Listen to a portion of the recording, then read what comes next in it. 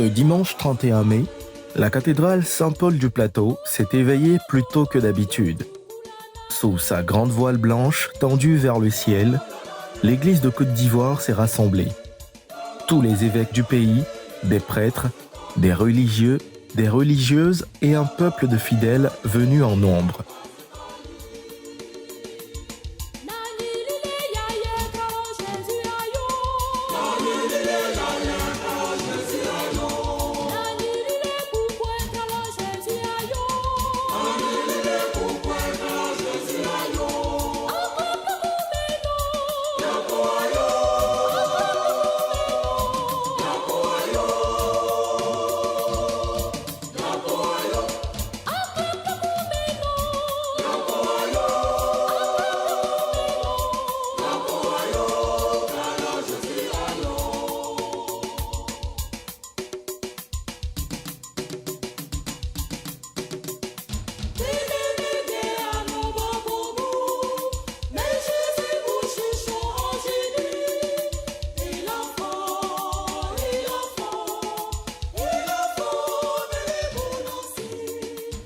Une assemblée plénière s'achevait, mais ce matin-là, personne n'est venu pour clore quelque chose.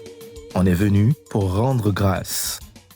À l'autel, Monseigneur Marcelin Yaokwadio, reconduit à la tête de la CECCI, c'est lui qui a présidé cette Eucharistie.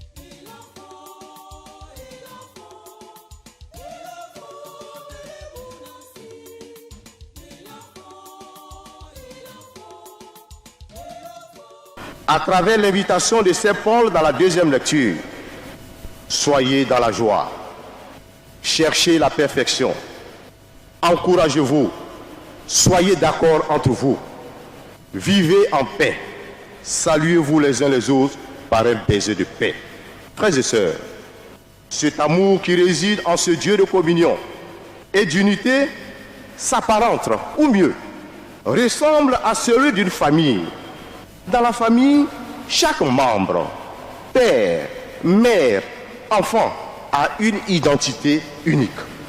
Mais tous sont appelés à former une seule unité. Dans la famille, l'union des parents dans l'amour est le canal par lequel la vie est transmise. Et c'est à juste titre que le pape François de pieuse mémoire décrit souvent la Trinité comme une famille réunie autour d'une table. Une famille réunie autour d'une table. Distinguées autorités, honorables chefs coutumiers, révérends pères, révérends sœurs, hommes et femmes de bonne volonté. À la suite de Jésus, une certitude demeure. Nous ne pouvons pas nous construire, nous ne pouvons pas exister, ou encore nous sauver tout seuls. Au contraire, nous nous créons, nous nous bâtissons dans la mesure où nous nous relions, où nous communiquons ce que nous sommes aux autres. Des mots simples, mais des mots qui ont engagé chacun. Et puis, ce 31 mai apportait une grâce particulière. C'était la fête des mères. Alors, l'Église s'est tournée vers elles. Ces femmes qui portent les familles, qui portent les communautés et qui portent, souvent en silence, la foi de tout un peuple.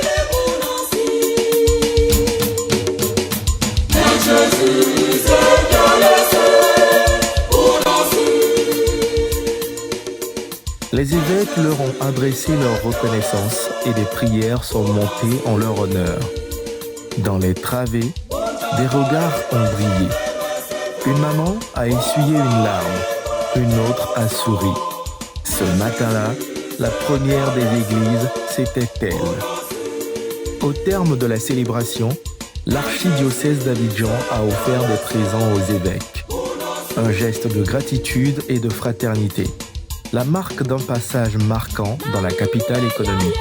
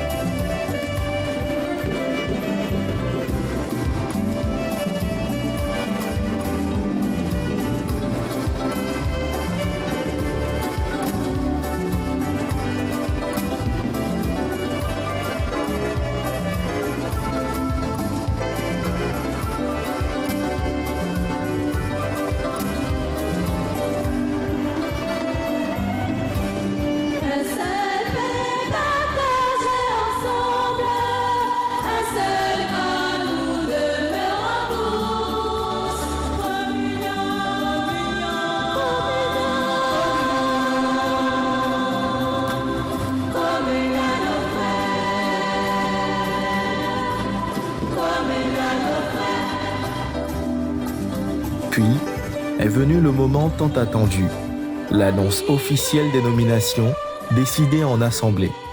Éminence, Monseigneur, Monsieur le cardinal Ignace Bessidogo, archevêque d'Abidjan. Des noms, des missions, des responsabilités confiées pour les années à venir. Derrière chaque annonce, c'était une nouvelle page qui s'est ouverte pour l'Église de Côte d'Ivoire.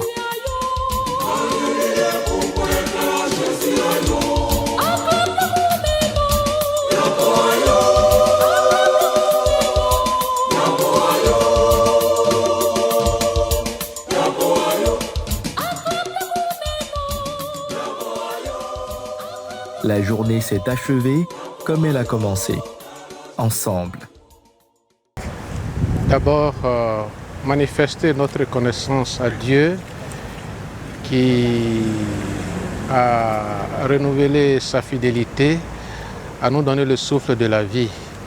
Lui dire aussi merci pour la force, le courage, les éclairages qu'il nous a donnés et qui nous ont permis tout au long de l'année de nous mettre au service de notre institution aux côtés du président Monseigneur Marcelin Yao Kwadio.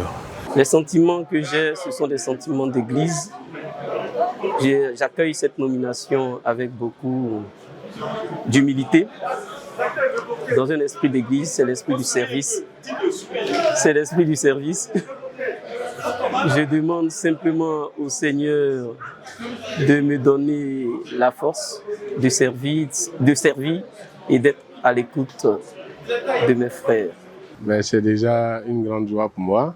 Je voudrais profiter de cette occasion pour dire merci à mes aînés, les évêques et les archevêques et évêques de Côte d'Ivoire, à la conférence des évêques catholiques de Côte d'Ivoire, pour l'accueil qui nous a été réservé, nous les nouveaux évêques.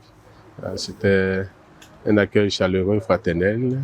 Et certains parmi eux sont comme des pères et nous ont vraiment accueillis. Ça a été un temps de grâce et de bénédiction de la part du Seigneur. Parce que d'abord, se retrouver comme ça, c'est un signe de communion. Un signe de communion parce qu'une église qui n'a pas communion, par essence, ce n'est plus une église. Et donc, la communion produit toujours la joie. Et au cours de la semaine, nous avons d'abord vécu donc cette intense communion entre nous, cette unité, et ce qui a facilité toute la délibération, parce que rappelez-vous que c'était une assemblée élective. C'est très important, l'unité et la communion, pour que cette assemblée élective se passe dans de très bonnes conditions. Autour d'un repas fraternel, les barrières ont disparu. Évêques, prêtres, religieux et fidèles ont partagé la même table, les mêmes rires et la même espérance. Car c'est peut-être cela, le vrai fruit de cette assemblée, une église qui marche unie.